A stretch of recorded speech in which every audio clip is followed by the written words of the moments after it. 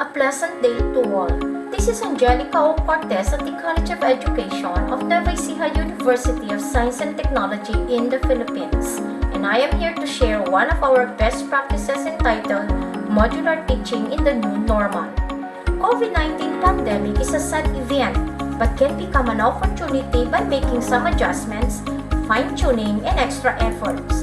The leaders of NUST met, conducted a SWOT analysis, replanned, reorganized, redeliberated, and eventually approved new plans and implemented old, new, and revised policies in response to the present situation.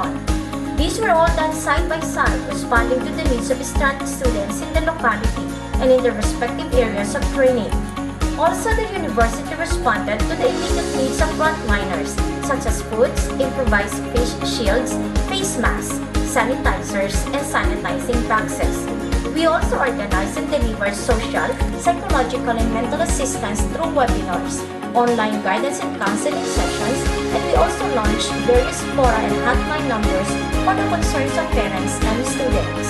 Moreover, all NUST teachers were immersed to massive online trainings on the use of various platforms in teaching, along with participation from various webinars and workshops organized by local and international organizations and agencies like Seameo. All of these were materialized and realized with teachers. To prepare the university for the opening of classes, we crafted, approved, and institutionalized various guidelines and policies on revisions of curriculum maps, revision of syllabi of instruction, and guidelines on flexible learning such as in the online teaching and modular teaching. All this transpired because of teachers. Based from a survey conducted by the College of Education, 78% of our students have weak internet connectivity, 6% have no connectivity, and only 16% have good connectivity. Because of this, module is our official self-learning material. But how this module materialize into usable matter fit for our students in the current situation? Guidelines for writing the modules were made in place and teachers were introduced to these guidelines. Teachers created the modules, underwent the evaluation of Instructional Material Development Committee of the college. These modules were subjected to flag scan and Grammarly check before the same was submitted to the University Academic Standard Committee. The module must obtain an ASC certificate before it be brought to the university printing press for reproduction, sorting by teachers, and packing. Finally, the self-learning modules were distributed by teachers to their students. The making, reproduction, and delivery of self-learning materials to students were made possible by teachers. How do we do modular teaching in the new normal? Conventionally, modules are for distance learning and commonly used for asynchronous learning setup. But in order to assist our students who are used to face-to-face learning, we conduct modular teaching in synchronous setup with less financial requirement. How do we do it? Before classes begin, guidelines in the conduct of modular teaching in the new normal was established and approved. A new definition was made in place for the words modular teaching in the new normal, which means the use of modules in teaching aided by email, messenger, FB, SMS, and call in synchronous setup. Teachers were required to make their own classwork plan, and these were presented to students for information and guidance. The teacher requested also the students to create a group chat for the class. Step 1.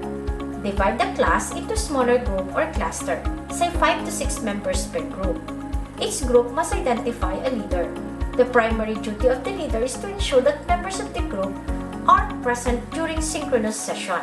Also to facilitate submission of activity sheets in email, conduct of group learning activities, to minimize copying and plagiarizing others' works. Step 2. Divide the class schedule into 3 parts, such that for a 3-hour class, it goes like this. Part 1 for the first hour. The teacher greets and checks the students of the class and gives instructions to read thoroughly with understanding the contents of the assigned unit for the day. Instruction can also be given to the leader to discuss the topic among the members of the group, encouraging peer teaching, and to come up with 2 to 3 questions about the lesson to be raised during the exchanges to happen in the second part. Part 2 for the second hour.